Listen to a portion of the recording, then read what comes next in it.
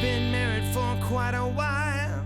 Got a bunch of kids doing faith in style. They'll tell you that you're awesome and you're not alone. So let's start the show. Who knew Catholics could be so much fun? Greg and Jennifer and how faith is done. Screwing up and trying and forgiving. Adventures in imperfect living. Adventures in imperfect living. Greetings, folks. I'm Greg Willits from RosaryArmy.com. And I'm Jennifer Willits, his wife, Welcome. making a big old mess over here. I'm so sorry. You are. You're making that. I keep thinking I'm a mess when I come up to work in the studio and I look at the desk and there's coffee rings everywhere. I'm like, man, I'm just a pig. Well, you just love your coffee. And now I realize, no, it's from when you come up here and pour the coffee that there's all those out there. So, oh, it's the accusatory you. welcome to the program to all of you who are listening on whatever podcast device you listen to. Thank you for all of you kind folks who have gone over and left reviews on Apple Podcasts, Spotify, helping us to get the word out about the work that Rosary Army is doing. And thank you to all of you who have been participating and commenting and watching all of our YouTube videos on Rosary Army's YouTube channel. It's youtube.com/Rosary Army is the easy way to get to that. Thank you to all of you who have been liking and subscribing and sharing it and all those kinds of things. It's been a pretty interesting week watching all of the interactions with people that have left comments and just seeing which videos are working and which aren't and that kind of thing. Our son Tommy, our 18, almost 19-year-old, he is a delivery driver for a store. I'll just put it that way. I won't go into any detail of what store it is. A pet store. For a pet food store. Yeah. So he delivers, and so he has been listening to a lot of podcasts lately.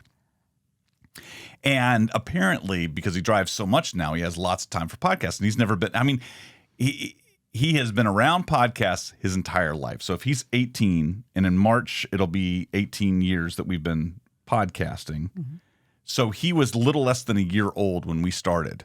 And so literally, this is all he knows is his mom and dad doing this kind of thing. So, but he doesn't listen to our show. But he ran out of things that he actually cares to listen to. He was just desperate enough. He was desperate enough that he decided recently, he's like, well, you know what? I'll see what mom and pops have been talking about on their podcast. Maybe they're talking about me. And so he pulled up our podcast from a couple of weeks ago. What did we prompted do right out of the gate at the beginning of the show? Spend the first 10, 15 minutes talking about the weather. Ouch. And we lost our son's interest almost immediately. I mean, he's not our demographic, well, perhaps? you say he's not. But we want to reach. But that's like saying that 18-year-olds don't care about Jesus. That Jesus is not in the 18-year-old demographic. He is spot on in that demographic, and I feel like we failed. Because You've really been thinking about this. I have. Well, because as we've been doing more of the video stuff, and I've talked about this last week. I worked with Ben Barron, and he's been editing down into YouTube shorts and that kind of thing, and putting things out. What are we doing? And this is Imperfect Living, and how we live out our lives, how we live out our faith in our lives in today's world. And so there is life-based stuff that we talk about as we're also trying to dive more deeply into faith-based topics.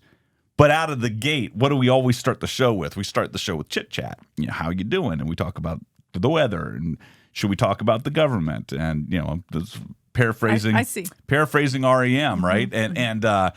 But at the same time, I'm like, well, this is when people are tuning into our videos now as we're doing the simulcasts. And if they're tuning in and going, what is this couple going on about? Why are they talking about this weather forecaster on YouTube for so long? And when we could be diving in more. So it's kind of like now we've spent the first few minutes just talking about what we've talked about. So like you proved your own point. It's a really bad habit that we can't break. So I thought I want to start with something more serious. And so this morning I read Liturgy of the Hours and just dive right into something faith-based. Yep. And then we're gonna hit you with a pointless bomb later on when we start talking about toilet plungers. which is actually which is actually a topic. It's on the docket today. That's folks. on the docket. Is last night Jennifer rushed to our show notes database and said that's got to be in the show. She literally told me to stop talking last night as I was telling her something. She goes, "This is Catholic podcast gold. This toilet plunger story that I was attempting to tell." So as we're recording this is the third week in Ordinary Time 2023. And the Liturgy of the Hours, the Office of Readings, this morning there was from a sermon by John the Serene, Bishop. You know about John the Serene, right? I do not. He was a really content guy. Seriously? Well, John the Serene. The Serene. Wait, now how are you spelling that? Is it like Simon of Cyrene? No, it's Serene. I don't think Simon of Cyrene is the same way. But basically he's talking about love the Lord and walk in his ways. And I'll be honest. So one of the things that we want to talk about on this episode was this week will mark 1 year that I and I don't say this in any bragging manner. It's a milestone, right? 1 year that I have been praying the Liturgy of the Hours, the Office of Readings, morning and evening prayer, and I haven't missed a day. And it will be on the 28th, I think, will mark a year. And so I have Father Tom in Florida to thank because he was listening to me say well over a year ago when we were talking about liturgical New Year's resolutions. And I said, if I can go a whole year with my book of Christian prayer and pray the morning and evening prayers, morning and evening, and I don't miss a day for a year, then I will buy myself the 4-volume set of Liturgy of the Hours. And he heard that, and apparently he said, "Well, that's stupid," and just sent me. He sent me an entire 4-volume set of the books, and I was blown away. I had no idea that it was, going to show up. And I went to get mail for Rosary Army, and there was this monster box that was super heavy, and I opened it up and about to start crying as soon as I got it. And so immediately, I think it was that night, I started using that book. And so I say all that to say. There are days when I am praying these things, and today was one of them. And I'm just going through the prayers, and it just feels like nothing is sinking into my noggin. And it's normally, I want to blame sleep deprivation or just overwhelming work or whatever it might be. I lose my ability to focus sometimes on things that I need to read or I need to focus on, and I'm focusing on the wrong things, right? And I think there's scripture along those lines. It's like St. Paul, I think, talked about at one point. It's like I want to do the things that I shouldn't be doing, and I do the things that I shouldn't be doing, and I don't do the things I should be doing. And I feel like that in my prayer oftentimes. I pray my rosary, and it's super distracted, and I pray my Liturgy of the Hours, and it's super distracted. And this morning it was super, super distracted, and I was sitting in the closet over there, actually, where I paint and where we keep all of our equipment. And I have a little desk set up in there, and I've been working on a painting of our Blessed Mother, and I like sitting in front of that painting, and I've been just praying sometimes my Liturgy of the Hours next to that painting, and just trying to put myself, go into your room and shut the door, right? That's what Scripture says. And this morning, nothing was sticking. I'm just trying so hard to focus, and then I'm thinking about I'm not focusing as I'm reading, and then I don't read the words, and because I'm thinking about focusing, and it's just all over the place. And then all of a sudden, John of Serene's words finally jumped out at me after I've already read 4 Psalms and a longer reading from Deuteronomy. But the thing that jumped out at me, and I thought this was really applicable to a lot of us right now that are just like, what do I do? What am I doing with my life? How do I know what I'm supposed to be doing? Where am I going? And you've talked about this, Jennifer, the idea of God gives us not a clear picture of the full map of where we're supposed to go, but he shines just enough light upon our feet that we know where the next step is. And so John of Serene says, "The Lord then is our light, the Son of justice and righteousness, who has shone on his Catholic Church spread throughout the world. The prophet spoke as a figure of the church when he cried, 'The Lord is my light and my salvation, whom shall I fear?'" And then this is the part that started sticking out at me. The spiritual man, right? When are you a spiritual person? Well, when you are trying to be devout in your prayers, even if they are disjointed and distracted. If you are praying your rosary every day, if you are trying to go to daily mass, if you are trying to pray your Liturgy of the Hours, if you're trying to make God be the priority in your life every day, the spiritual man, that's who that is, who has been thus illumined, does not limp or leave the path, but bears all things. So when you run into those difficult circumstances, you bear it, right? And you just push through it. Even if it's not perfect, you're pushing through it. Glimpsing our true country from afar, what's our true country? Heaven, right? He puts up with adversities. He is not saddened by the things of time, but finds his strength in God. He lowers his pride and endures, possessing patience through humility. I can't do this on my own. God, please help me. Holy Spirit, I need your help right now to stay focused. I can't do this on my own, right? I'm practicing humility, lowering my pride, not trying to bear through it on my own. It's all on me. It's up to me to do it. That true light which enlightens every man who comes into the world bestows itself on those who reverence it, shining where it wills, on whom it wills, and revealing itself according to the will of God the Son. Now, this is the part that I thought I really like this part. When this light begins to shine upon the man who sat in darkness in the shadow of death, in the darkness of evil, in the shadow of sin, he is shocked. He calls himself to account, repents of his misdeeds and shame, and says, "The Lord is my light and my salvation. Whom shall I fear?" And last week, right? Well, what do we call the show last week? Right? Don't fear the future. All these things. Who shall I fear? Shall I fear artificial intelligence? Should I fear my boss? Should I fear this job that I feel is a dead end? Should I fear my spouse that I'm always fighting with? Should I fear my kids who seem to be going in different directions? Whom shall I fear? God has got this, right? Great is this salvation, my brethren, which fears neither sickness nor lethargy and disregards pain. We should then, in the fullest sense, not only with our voice, but with our very soul, cry out, "The Lord is my light and my salvation. Whom shall I fear?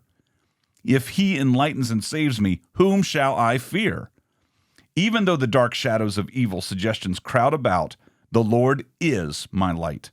They can approach, but cannot prevail. They can lay siege to our heart, but cannot conquer it. And that was the part that when I was praying this morning, and I'm all distracted, right?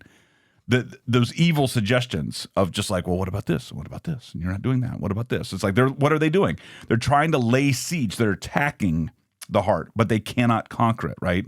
There will be attacks against the church, but the gates of hell will not prevail. The same thing that St. John of Serena is saying here, right? They can approach these evil shadows of evil suggestions. They crowd about, but in the midst of that, the Lord is my light. They can approach, but cannot prevail. They can lay siege to our heart, but cannot conquer it. So it's going to happen, right? You're going to have these battles. That doesn't make you bad. That doesn't make you a failure. You're not bringing on the battles. The battles are coming onto you. How are you going to deal with it? What are you going to call? What are you going to call out? The Lord is my light. Though the blindness of concupiscence assails us, concupiscence, I always say it right. They're both fine. Someday I will say it correctly. Though the blindness of concupiscence assails us, again we say, the Lord is my light, for he is our strength. He gives himself to us, and we give ourselves to him. Hasten to this physician while you can, or you may not be able to find him when you want him. I thought that was pretty good. That is. It's almost like they're very smart, these wise men if they made of antiquity. If they made it in Liturgy of the Hours, they got to be doing something correctly. Yeah, you can listen to them. So, the fact that, so with that, let's talk about plungers, toilet plungers. No, I'm kidding. With that, wanted to talk a little bit about Liturgy of the Hours and some of the things that in 1 year of doing it, what have I learned? Well, I can do it. That I can, if I prioritize things, I can do it. Now, I will say it does require a lot of time. And I'm very, very blessed that we're at a place right now running Rosary Army full time, focusing on building up this apostolate even more after 20 years and doing all the things that we're doing, that I'm blessed to be able to have a very, very flexible schedule. So there are mornings where I might wake up, if you get up on certain days and you and Lily go to school, we do a hybrid homeschool thing with our daughter. And so you actually go to the school with her and work a couple days a week. On those mornings, you get up and you leave around 7 and I'll start waking up as you're getting up, and a lot of times you'll bring me a cup of coffee and I just start doing my prayers while I'm still in bed, and then I just move about my day. Other days, like today, I got up, I set up the studio, I got ready to record. I was trying to get everything adjusted, and that took me a lot longer than I wanted to this morning. And it took me a while to get into I got to sit down and do my prayers. I have to do it. But I have that flexibility to do it. If I were going to a 9-to-5 job, I wouldn't have a choice. I would have to set an alarm. I'd have to do it at a certain time. I wouldn't have that flexibility. Do you find that it's better to get the prayers, get the reading done before you attempt to begin work, any level of some work? Days. Some. I mean, for me personally, I mean that. For me personally, my brain is oftentimes laying siege. That's the enemy. That is. It's hard to get in that and push myself to sit down and do it because I oftentimes worry that my brain is going to be ping-ponging all over the place and I'm not in that spiritual place. And that's when I really have to push through. And there are literally days where, and if you are thinking about doing the Liturgy of the Hours, don't let what I'm about to say scare you. There are literally days where I feel like it takes me 2 to 3 hours to get the prayers done in the morning. Now, that's because I'll sit down and go, right now, my brain's not awake yet. I'm going to start doing some other work. I'm going to start doing this stuff or this stuff.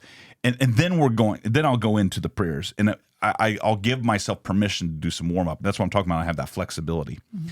So I don't, Well, what is the time commitment? I can't quite measure that from afar. So when Father Tom sent me these books a year ago, I was not doing the office of readings. So let's talk about what is the Liturgy of the Hours in the first place. The Liturgy of the Hours it's a way of praying the Psalms and other prayers with the church. So I'm following the schedule in this book that Catholics all around the world, Christians all around the world are saying the same readings today. So if you go to Mass, wherever you are today in the country, you're going to hear the same readings at Mass, at that liturgy, right?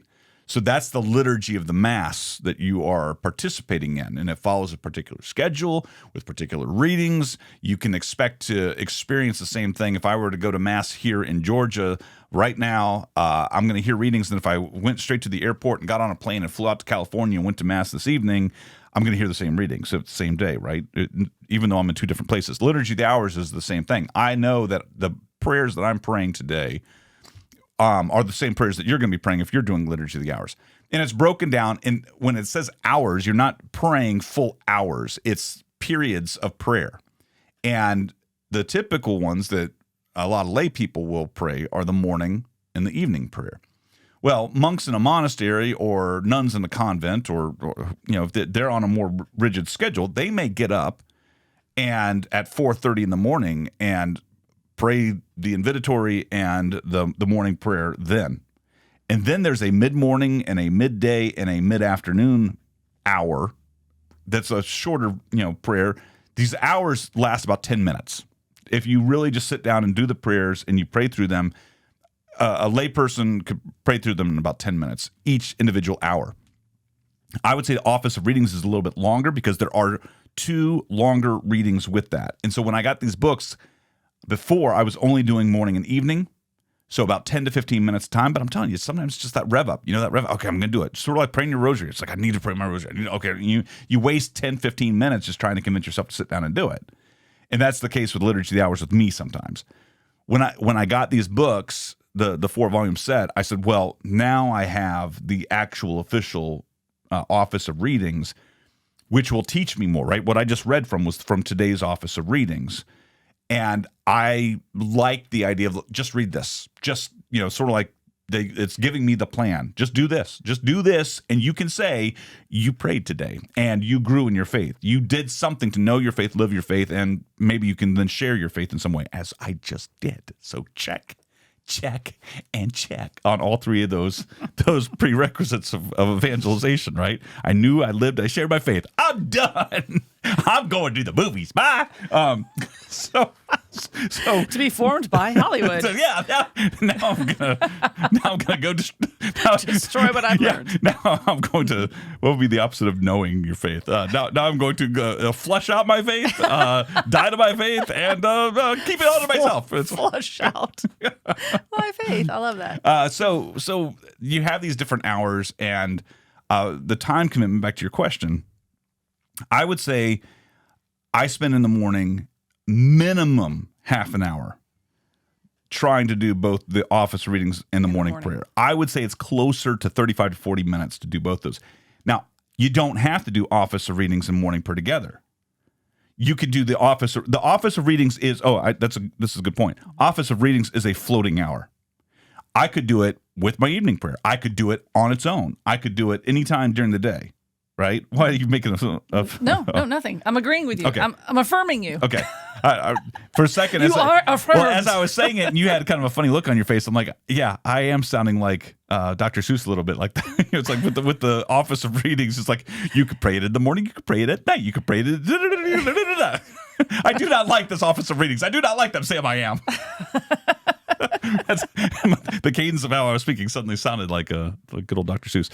But I choose to typically, I like to start the day with the office of readings, and then I go into morning prayer.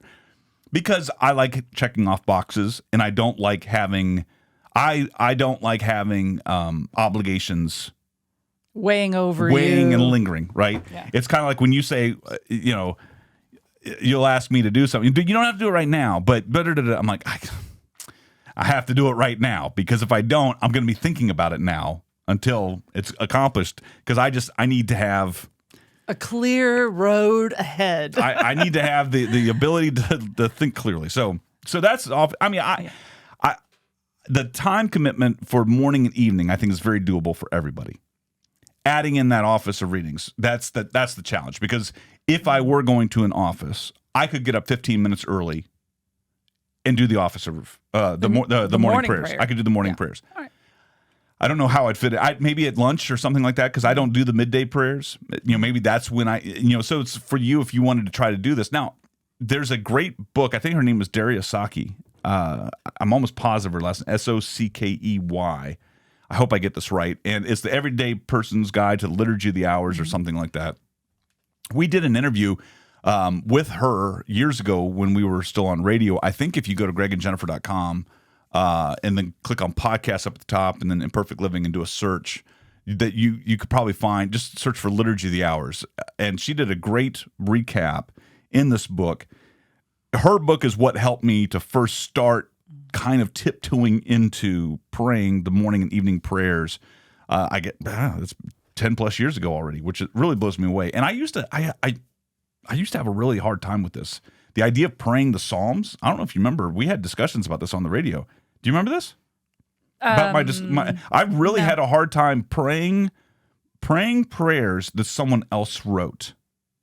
Okay. And I do remember the that. Psalms were very much that. I really struggled with that. But at the same time, I felt drawn to it. I never would have predicted that years later that I would have gone. I've gone almost a full year. In a couple of days, it'll be a full year that I've done it. So at this point, since you've nearly completed the entire year, have you read every page of the 4 books? Is that what it's designed to do? No, because I'm not doing the mid-morning, mid-afternoon. I'm not doing the evening. I don't do evening prayer, which is what the Barons do. Okay. No, wait. They do complement. I do evening. I don't do the nighttime prayer. Yeah. And see, that's confusing to me, right? It's like, there are a lot of terms. is it evening or is it night? So Right. I do morning and evening prayer. I don't do the nighttime prayer. Which is why back in the day, the monks actually just used the hours, and then they would use the Latin for the sext, none, N-O-N-E, lauds and all that. prima, lauds. That way there was no confusion. Each word was so different that it always was associated with the correct time of the day. And now it's our language that makes it confusing.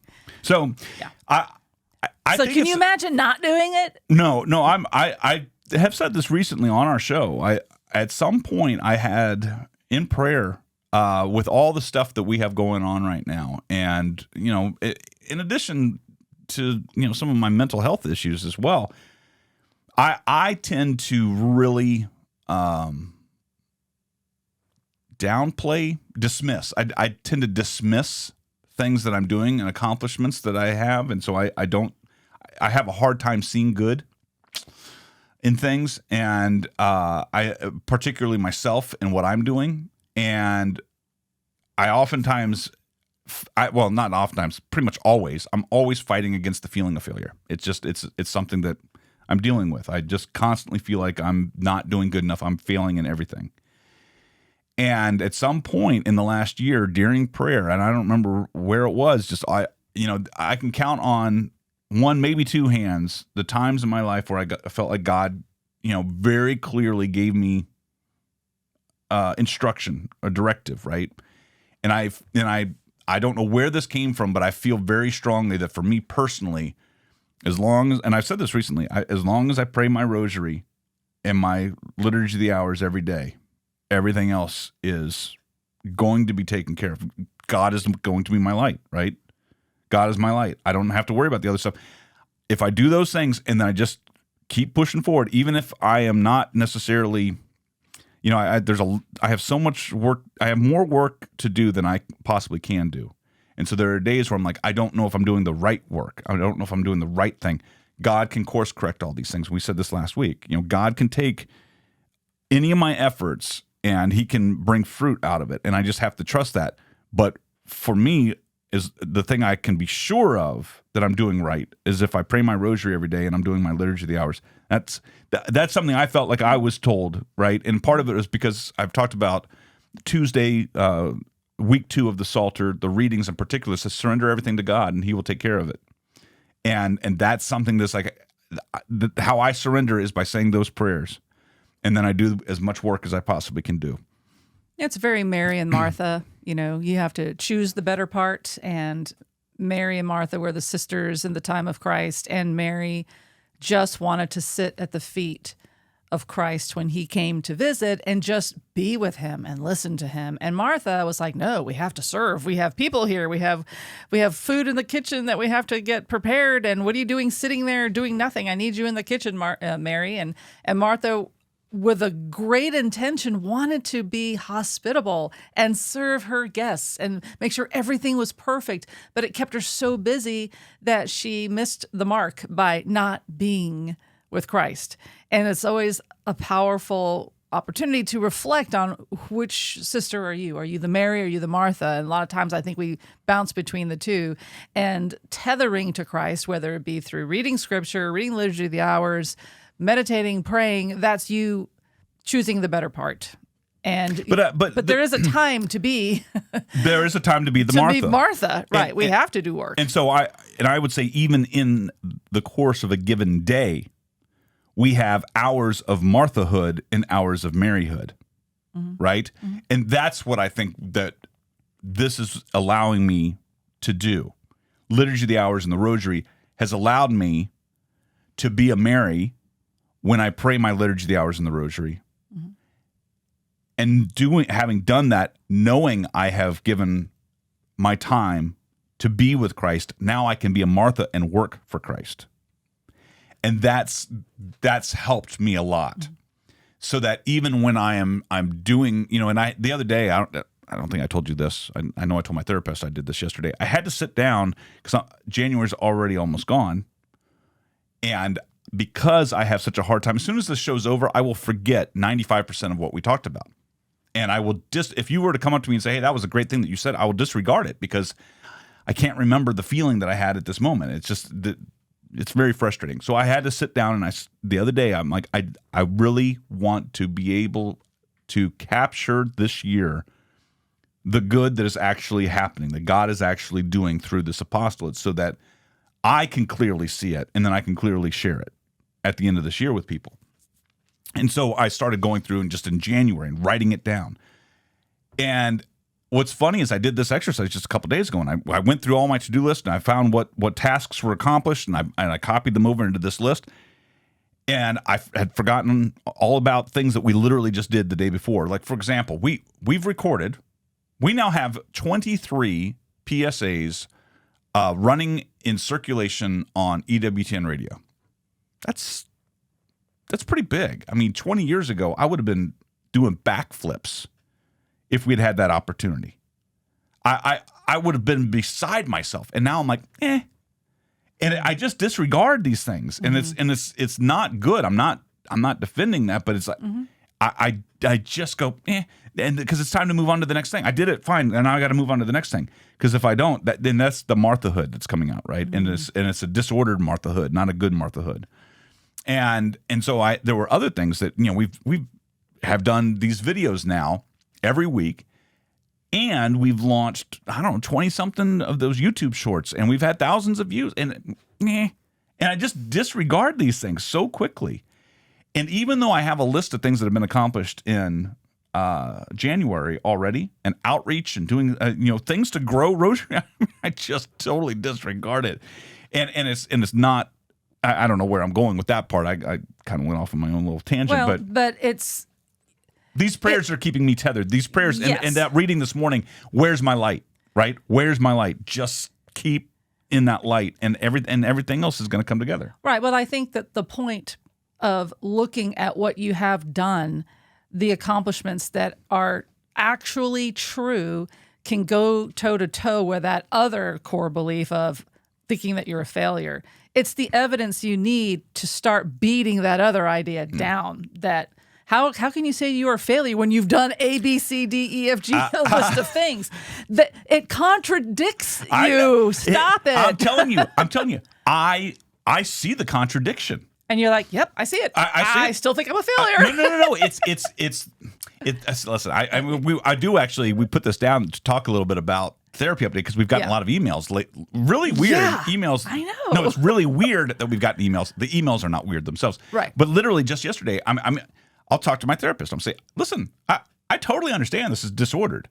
I'm telling you, I can see what I'm doing. I can see the good, and but there's in the middle. There's just like it's a fill in the blank. It's like like algebra. I'm trying to solve for x, and I just cannot figure out the x. I can't make the two live together. It's like I'm living in this area of contradiction. Anyway, obviously my mental illness is on display right now. So that it's very strange. The topics that we talk about, and we don't realize the long-term impact that they sometimes have, even though we've seen this, again, we forget about it, right? We've seen this evidence time and again. I think about in our early days of podcasting, in the first year or two, or the first the first 10 episodes of the Rosary Army podcast back in March of 2005, I got laid off in May of 2005, and just started doing the podcast in March as an experiment, and then had done random episodes, and then I got laid off, and we just started talking about that. And then the response wasn't just that week of people sending us emails saying, hey, I got laid off, and listening to you guys, it sounded like I was listening to myself. Those kind of responses kept rolling in over the course of the next couple of years as people were going back and listening to the show from the beginning. When we experienced our first miscarriage and we podcasted about that, the responses that we got from that went on for years.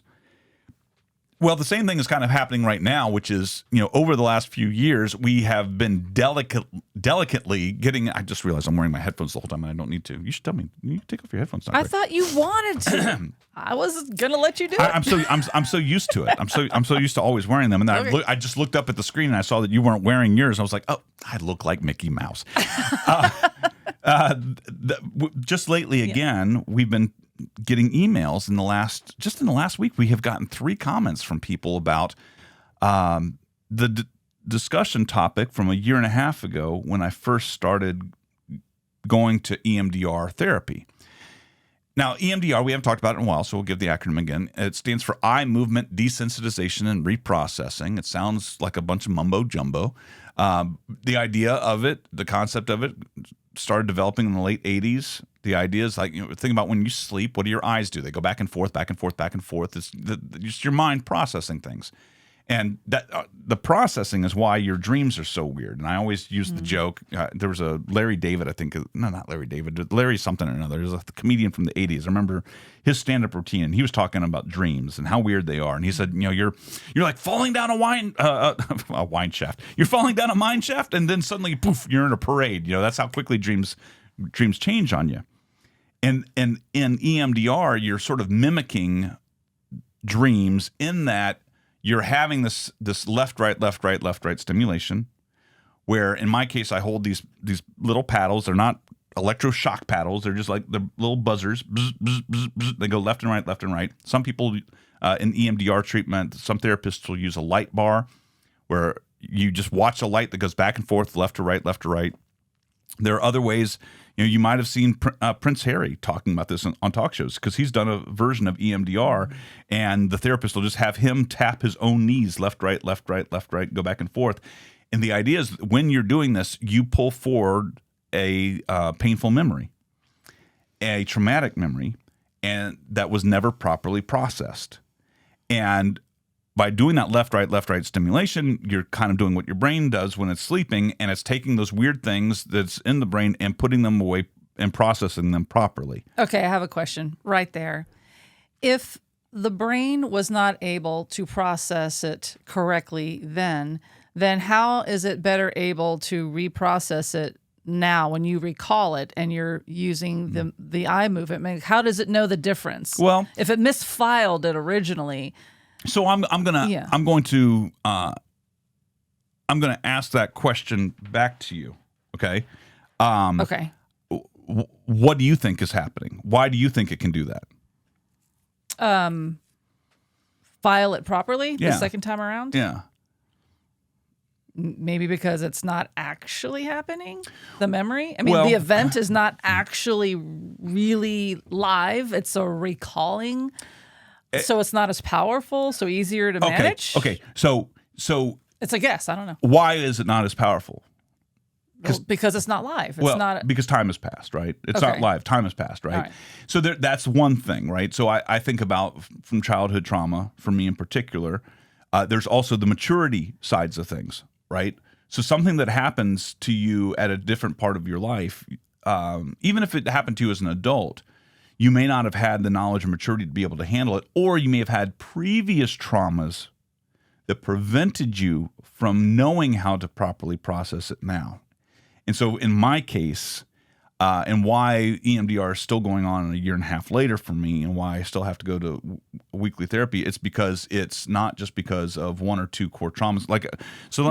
It's not because, let me finish that sentence before I jump gun. I already started jump gun. It's the problem is the compounding of traumas over time, and my continued inability to process those first ones have made it difficult for me not to know how to process the newer ones as they have happened. And so it's sort of like, when you invest, right? The benefit of investing over a long period of time is compound interest. You have a larger amount of money in your bank if you start. You might have small amounts of investments over time, but they're regular small amounts of investments. And in the end, when you go to retire, you might have millions of dollars in your account. Well, for someone like me who has experienced a series of smaller traumas, I mean, some people have had much worse traumas. They've experienced murders in front of them, or they've been, gone to war and that kind of thing. For me, I've had a lifetime of smaller traumas that were never properly processed at the beginning, starting at 4 or 5 years old, and then happening every few years to me. That what happened is I just kept processing each new trauma like I was doing those first traumas. Which is not right. And so finally, then it gets to a point where I had a big trauma 5 years ago that was like compound interest. It had the feelings of all of those little ones that I'd had in the past, and it only took that new one to be the final straw that broke everything, right? Plus, basically, my stock market collapsed on, Right. and after all those investments that I had had. And I think it also, a contributing factor to this is trauma at childhood level is very different from trauma at adult level when the brain has already, formed, which is, I've heard a few physicians say it's at the age of 26. But when you're dealing with a child whose brain is actively still forming and developing, and it will learn how to process at that age, and it may not be at the wow, I hear a voice. Is that coming out of your pocket? I think. Yeah, Siri is trying to do something. Oh, boy. As I said Sirius, I thought, hey, Siri. So I think that there's something there that the childhood definitely will affect how the trauma will teach the brain how to process throughout its life. What perplexes me is how some people will have childhood trauma, and when I say perplexes me, I'm jealous of it. some people have had childhood trauma and it didn't chase them their whole lives. That they just go on and they live, fruitful daily lives where they're not paralyzed from, on different things. For me, it's very frustrating because, I felt like I was pretty high functioning person for a long period of time until the last 5 or 6 years. And now I've had to start rebuilding. And it's been very frustrating to me that I've had to, someone who has a stroke, they might have been a super strong person, had a stroke, and then they have to start rebuilding from scratch again. And I feel like I've had to do that a little bit mentally. I didn't have a stroke, but I had, I was diagnosed with PTSD, and it fried my brain. It was a final trauma that brought out all the other traumas. So basically, I ended up, in some ways, re-experiencing, and this is what I've been doing, re-experiencing all these traumas in my life all over again. But so what the positive side of EMDR, so let's share a couple of these emails. One from Sarah, which, again, this really surprised me. She said, I found Greg on Instagram, but noticed he hasn't posted anything in some time. So I wasn't sure if he would see my message, but I'm just so curious. Anyway, I came across an article you wrote that appears from back in August 2021. It's time for Catholics to talk about trauma. And this is people are finding this all of a sudden for some weird reason, which goes back to what I said. It's like you don't know how something you do today might impact someone years from now. So this was already a year and a half ago, and literally in the last week, 3 different people that article has been impacting. She said, I too am Catholic and am starting therapy EMDR next week for trauma. As I was reading your story, I related so much to what you've experienced, and it gave me great hope in knowing you found relief from just even one EMDR session, even though at the time you wrote the article, you said it hasn't even scratched the surface of the workplace trauma. Anyway, I was wondering if you could give me an update on how EMDR went for you and your recovery from the trauma. So what's interesting is when I had that first one, I went in thinking it was all going to be about my workplace trauma that I experienced 5 years ago. And again, it didn't just scratch the surface of the workplace trauma, it scratched the surface of all these other traumas.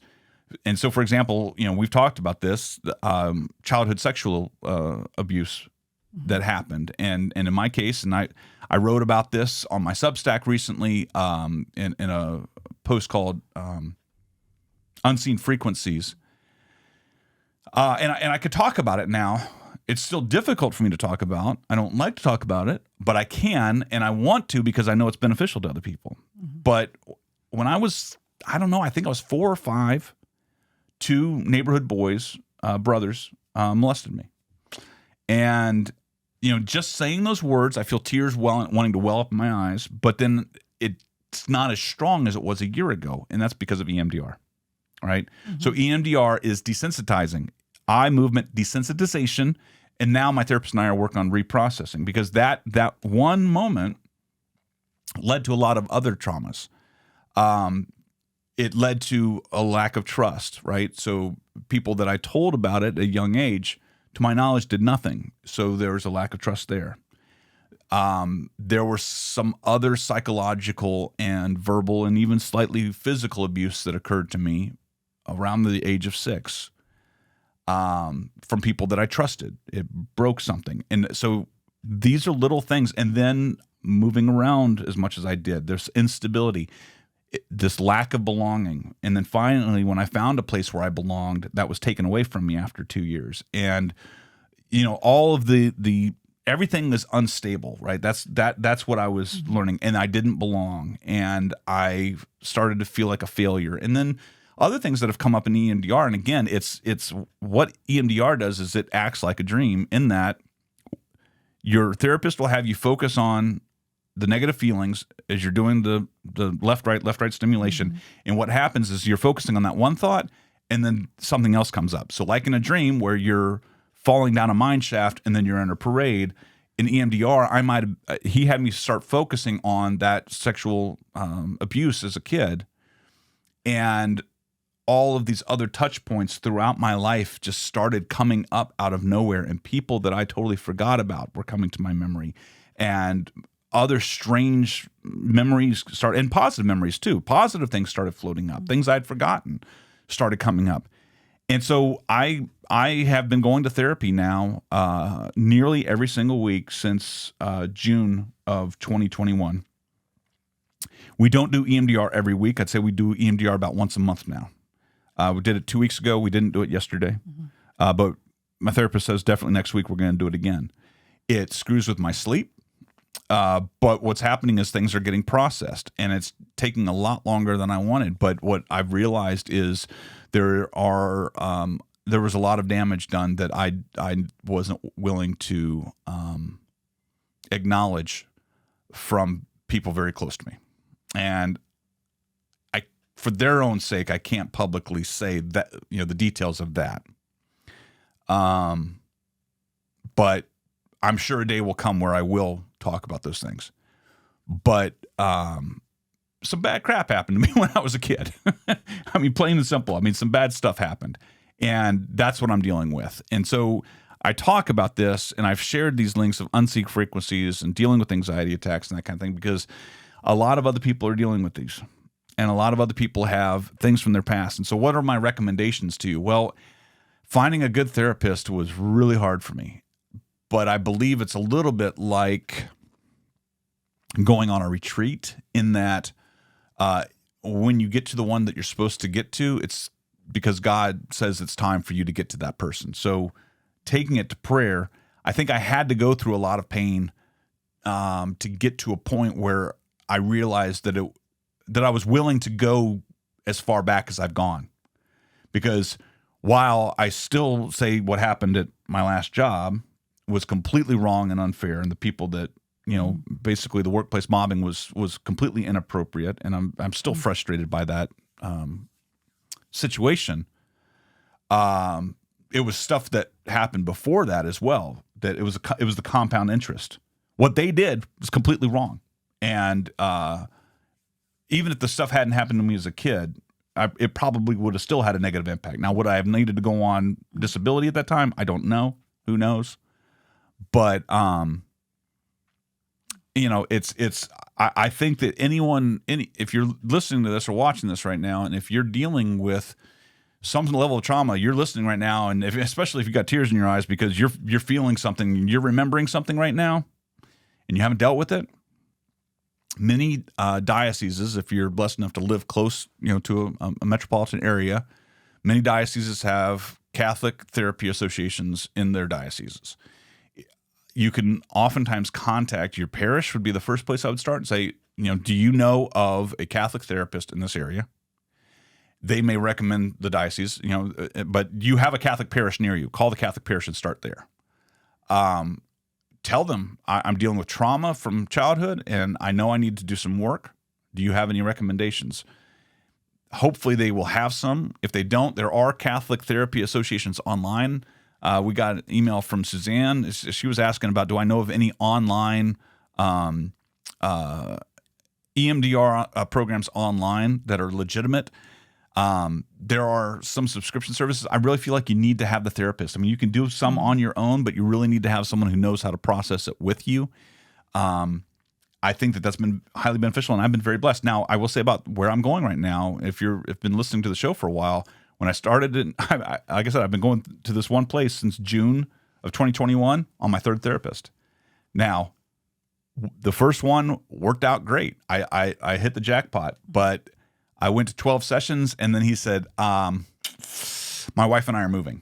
And I was like, it just killed me because I finally found... That was a new trauma. Just because I felt like, see, as soon as I get something good, I lose it. I mean, that's a core belief that I have. Yeah. As soon as I get something good, I'm going to lose it. As soon as something good comes in my life, it's going to be taken away. And so that was difficult. And then they assigned me a new therapist, and I fought through it for a few weeks, and it was a debacle. And I knew with the first meeting, I knew it wasn't going to work. And then I finally got into I told them I need a new therapist, and they assigned me a new one. And I've been with this guy for over a year now, and we have a great relationship, a great rapport. I trust him. He's helped me tremendously, and I'm doing so much better than I was a year and a half ago. And I still need therapy. It's embarrassing. What did we just read a little while ago about, needing to be humble and be, so it's, I don't like the fact that I need therapy, but I'm still broken in that way. But things are getting better. Well, and I can tell you, as the spouse of someone going through this very particular journey, I have learned over time how to lovingly handle of him going to therapy and like not talk about it. I mean, I think as someone who is a little more extroverted and who has more of a sanguine temperament, I love to talk. And I get very curious about things, and I wonder how things are going in therapy. What'd you talk about today? I'm like, okay, this is not that situation where I can do I already that. talked about it at therapy. Yeah. If I wanted to talk about it at home, I would have talked about it at home. Yeah. And so now if Greg wants to share, I let him share. You're like, yeah. She gets the recorder out. Go ahead. Can we live stream this? But I have learned to, temper my my instincts and not ask the question and just let it be. I just let it. I surrender it all to God, Greg, and the therapist. They are working on it. They're a team. What am I going to bring to the table? My job as wife is to love my husband right now. But I can understand the curiosity that you must have. I mean, if you were going, I think if the tables were turned, I think you might naturally and not because I want to know what came out. I kind of have a natural curiosity with just wanting to know the status of things. And I just want to know where you are. Just where are you on the journey? I don't know where you are sometimes. I will say that right now I'm on a plateau. Okay. And I would say that there have been a couple other times where we've hit a plateau, and I've been complaining about the plateau for probably about 4 weeks now. And I told him, I said, I'm like, am I at a point where this is as good as it's going to get? Oh, right. And it's a little, he's like, we're going to keep doing the work. But it feels like nothing new has happened in a while. It's like Liturgy of the Hours. You ever hit a plateau there?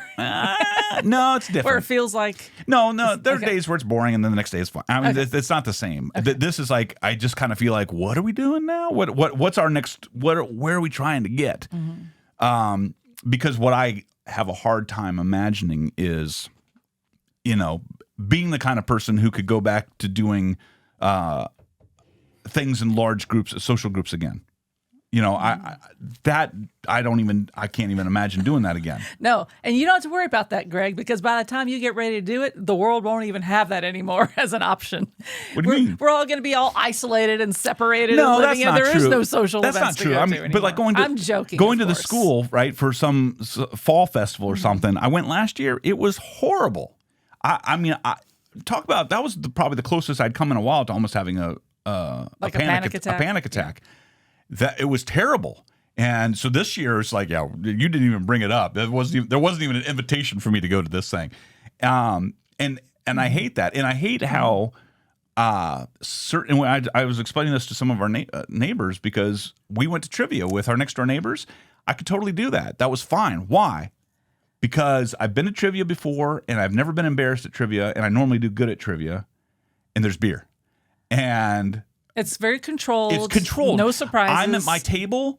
Yeah. And you have a seat. It's very rare that there's going to be, but then they won, or we won trivia that night. And the award was this place where we went to trivia right next door to it. They have this axe throwing business.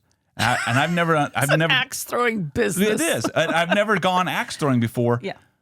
And they're like, oh, well, that's what we can do next. I'm like, oh, and I hate it because I'm embarrassed that I can't explain to you why. I mean, just talking about that right now. Yeah. Literally. See, so that's his reaction. Like literally right now I could cry over that stupid thing. Right. And I hate it. I hate that I don't know why that upsets me. It fills you with anxiety. So in therapy, golly, see, this is the first time I cried on video now. We knew that day was coming. But see, there's no reason. In my mind, I'm like, and then I just get angry, right? I'm like, why am I getting upset? Right. Over that. And it's unpredictability. And then we just got tickets to go see a guy who I've been waiting to see in concert for years. No anxiety. Now talking about that. It goes down. It's a happy place. And I have no anxiety about going to a large symphony hall to see this guy. Why? Well, because I know I'm going to have an assigned seat. I know I don't have to, even if someone goes, they're sitting in my seat, I'm like, I have the ticket, and they're going to move. I don't have to worry about anything at that. And why am I so worried about little things like that? So those are things, obviously, I still need help with. Yeah. So there's that. Can we talk about the toilet plunger now? and then finish the show so that I can go somewhere else and be by myself. Because it's like, I need a therapy cat. Where is the therapy cat? I feel like, Molly, come here. I need my cat. I'm like right now. It's like my therapist. Where is she? Yeah, my therapist calls me out. It's like, why are you so tense now, Greg? I'm like, okay. Because I just talked about everything. That So makes it's me like, think of that really sweet moment from that Puss in Boots, The Last Wish movie, where the one character was like a little therapy dog. Yeah. He puts his head on little Puss in Boots when he's having a panic attack, and he just instantly calms down. That was such a sweet little moment. But there really is something to that calming love of a cat. But so hopefully, to those of you who have asked, yeah. No one else ask me again about it, okay? Let's wait another year. Let Greg get some more healing under his belt. I'm telling you what. And then we can tackle it. I mean, I'm amped right now. I'm trying so hard to be. And I'm not going to ask you any more about it because I don't want to inflame it any further. Do you have another question? No. But because here's what you have to remember. The word tender and raw are real terms to people who have suffered trauma. And just like when you have a wound on your arm and it's raw and tender, do you really want to be touching it and poking it? It just adds to the inflammation. So I know to back off and just let the pain just sort of recede and calm down. And you'll be good. My legs right now are just going jumpy. Yeah, jumpy legs. So let's tell this one last story, and then we're going to move the other topics till the next episode. So we have bathrooms in our house. Surprise. Do we? Yes, We're so do. lucky. We are. We have indoor plumbing. We are very blessed. This is a new thing for us. Many people don't realize that is when we moved back to Georgia, we got our first house with indoor plumbing. So, and the reality is, this is Adventures in Imperfect Living. We have to clean the house, and I have to say, we all have either learned to do this well because our mothers or fathers have taught us well as children, or we just sort of bumbled through this thing of cleaning your stuff on your own as an adult. And I would say that my mom taught me some things, and she taught me what she knew about how to clean stuff. And your mom undoubtedly taught you how to clean some stuff. She's did. like the vinegar cleaning queen at your house there. She literally cleans her vinegar. Yeah, everything. She cleans her vinegar with more vinegar, and it's super clean. Okay. Okay. So there was a really such a stupid movie. When I was a teenager and I first started to learn how to drive, I would go to movies by myself a lot. I'd go to the theater, and I'd oftentimes get to the theater so early before the movie that, I'm like, well, I can go sit in the theater, or I'm just going to pop into the theater and watch some random thing that's already in progress, right? And there was a stupid movie called Saturday the 14th, right? So it was Friday the 13th, so Saturday the 14th. And it was some weird comedy. I just remember this one scene. The very beginning of the movie, there was a mom and dad in the kitchen, and the son comes in and sits down to start eating breakfast or something like that. And the mom was like, well, did you wash your hands? Yes, Mom. Well, did you wash the soap before you washed your hands? And I remember going, all right, I'm going to go. I'm going to go to the other movie theater. Is that a thing? Yeah. Should I be? So when I just said, my mom washes the vinegar before she uses the vinegar, it's like this is like a live EMDR session right now. Like the brain just called up another memory. And this is all the time. It just never ends. It just never ends. Okay, so I will admit, I will come clean here, no pun intended, that I am not the best at cleaning some parts of this house. Is it that you're not the best, or that you just don't want to? It's probably both. Honestly, I like superficial clean, but the deep clean, I don't always go where I need to go. But I'm willing to live with this. You are not fine. a duster. No. Yeah. No. You are not a duster. And maybe because that's the one job I had as a kid. Really? Was dusting. Every Friday, Mom would hand me a can and a rag. Oh, my goodness. This is your job, Jennifer. You dust everything that is brown wood. Everywhere you see wood, you dust it. How have we been married for 27 years and I'm just now learning this? Yeah, that was my job. This explains.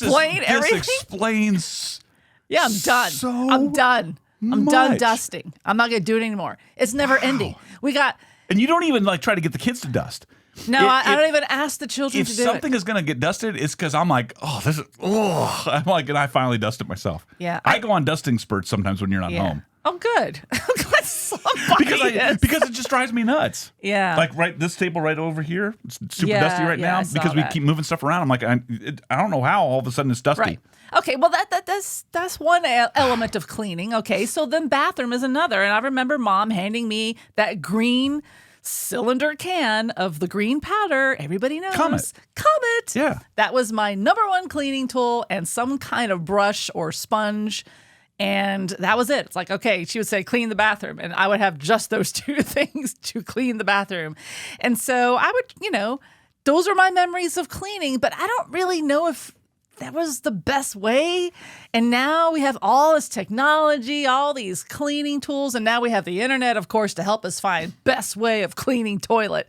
But I just know, just by the power of my observation, that there's one part of our toilet cleaning that has never satisfied me, and that is why we have these toilet brushes that are just standing in the corner of our bathroom, because that is the brush that you use to clean the most disgusting part of your family's life in that house, and that is the toilet bowl.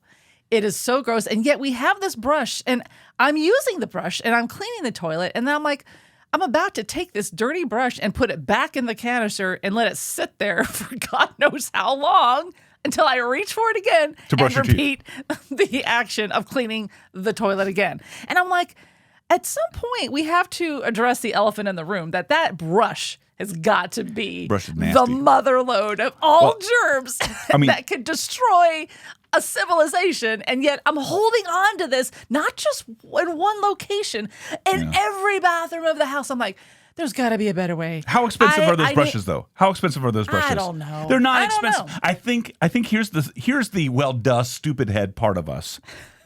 We think that you just buy one of these, and this is my brush for life. Forever. No, you replace the stupid thing every couple of years. How often do you change a toothbrush? Every 6 months. Oh, every 3 months. Or every 3 months. That's what I meant. And yet, how often do you change your toilet brush? Yeah. Why would you? Right. So shame. So here's So here's the thing, though. Even though we're saying this now, we still weren't doing this, and instead, and I'm placing this firmly on you, because this was, I love you. But Thank you. But you get, and I love you. You get into these problem-solving modes where things just start bothering you, and you develop what you think are the solutions on the spot, and then they become the solutions. And you just don't question them. It's like you've implemented a solution. Doesn't matter if it worked or not, and then that's going to be the solution, right? And at some point, because I went to go use the toilet brush to clean the toilet. And I know what you're saying. And the bristles started falling off of it. And I'm like, well, why? The thing was like, literally, I'm like scrubbing, and there were more bristles in the toilet than there was like of the cleaning liquid. Okay. And I'm like, what? And then I look at the bottom of the toilet brush holder, and it's like this rancid green liquid at the bottom of it. And I'm like, what is that? Which one of us did that come out of? And it's like, no. You decided that after you cleaned the toilet one time that, well, if this cleans the toilet, I'm just going to put cleaner in the bottom of this. It'll clean the brush. It made sense to me. It's corrosive chemicals that are deteriorating our cleaning product. It's like some kind of acid. I mean, this is... Yeah, it really is. I don't know. It's just acid stuff. So you did this, and then finally, so this was a few weeks ago, and I'm like, well, this brush has to go. We need to buy new brush. Can we buy new brush? And then this is where I said that you have to fix problems, right? You're like, but it's the...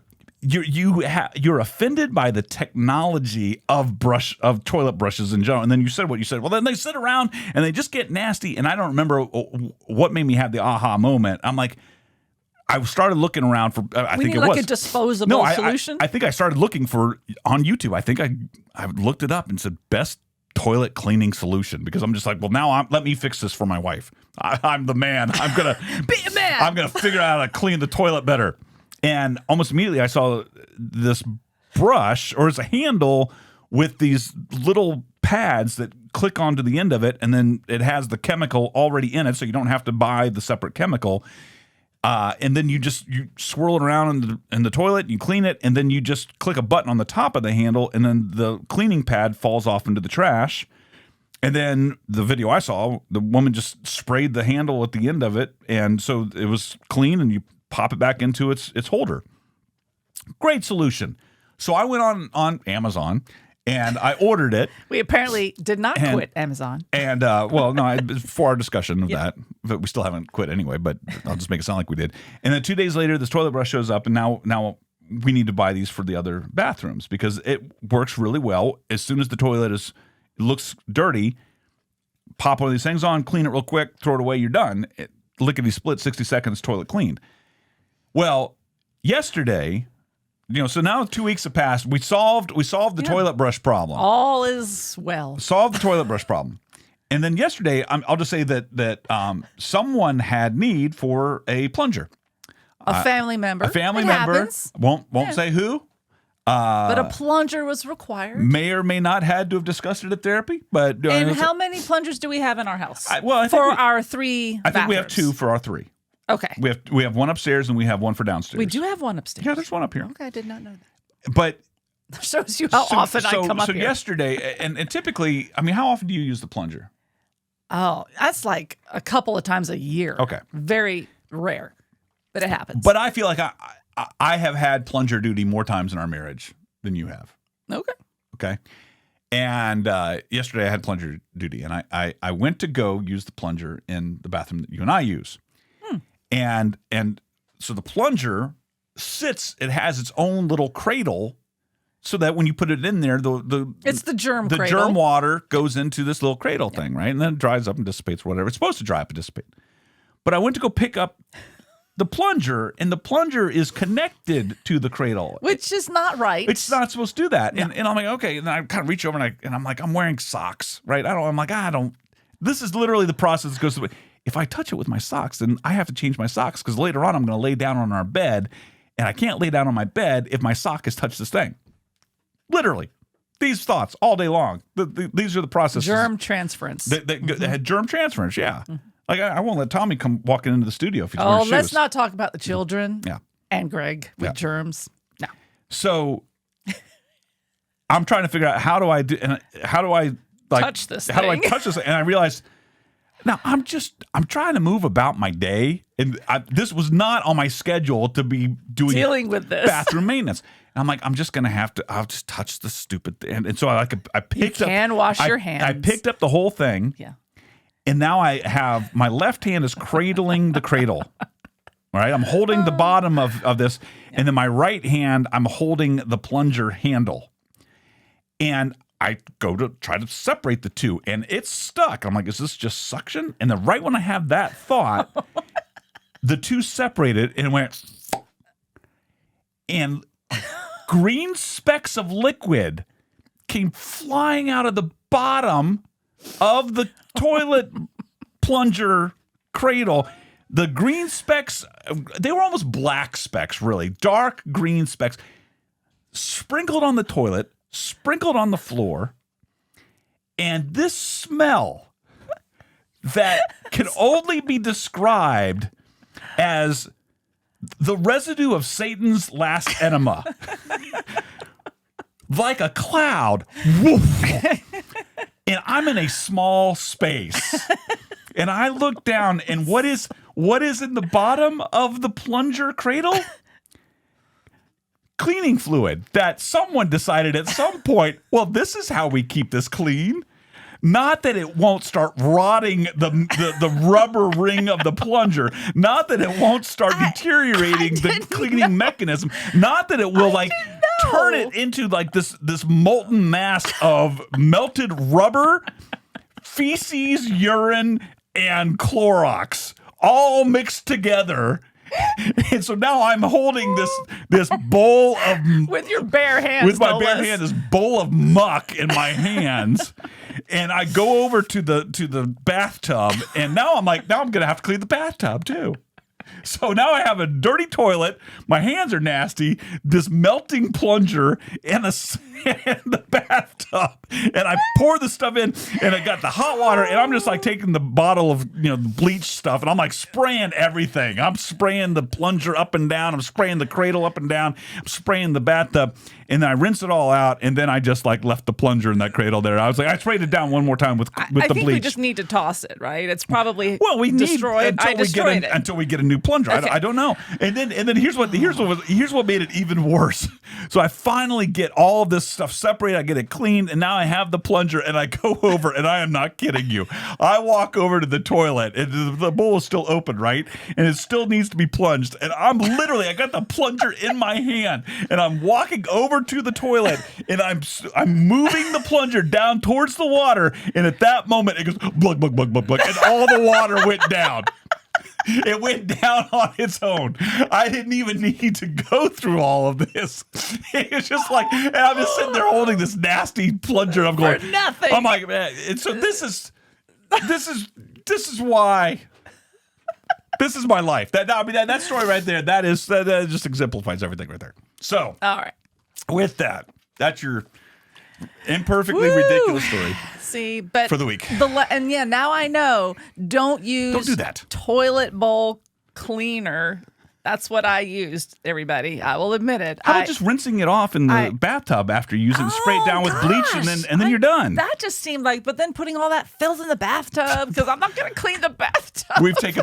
We've been in this house almost 4 years now. We've taken one bath in that bathtub. It's just not going to happen. Oh, man. Thank you, folks, for hanging out with us. Make sure that you're liking and subscribing to the videos. It really makes a big difference in whatever YouTube's algorithm is to take over the world. It helps us to be a part of that world takeover. So make sure you're subscribing to this podcast if you're watching it on YouTube.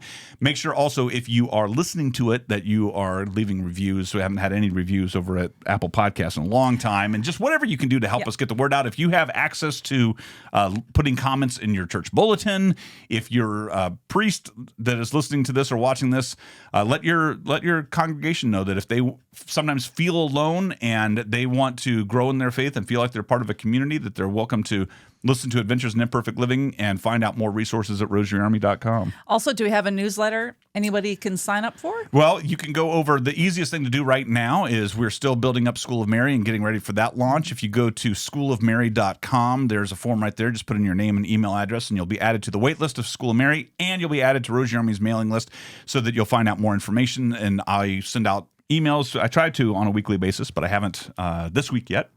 And the week's almost over. And that's okay. That is okay. Been very busy. Do not worry about that. So, thank you so much for hanging out with us. Again, we encourage you, whether it be Liturgy of the Hours or praying your rosary, be taking steps to be growing in your faith on a daily basis, and do whatever you can to get that rosary in every single day. And do whatever it takes to be holy. More resources always available at rosaryarmy.com. You can pray the rosary along with us. We encourage you to do that. We'll talk to you again very soon. God bless you, folks. Bye. Bye.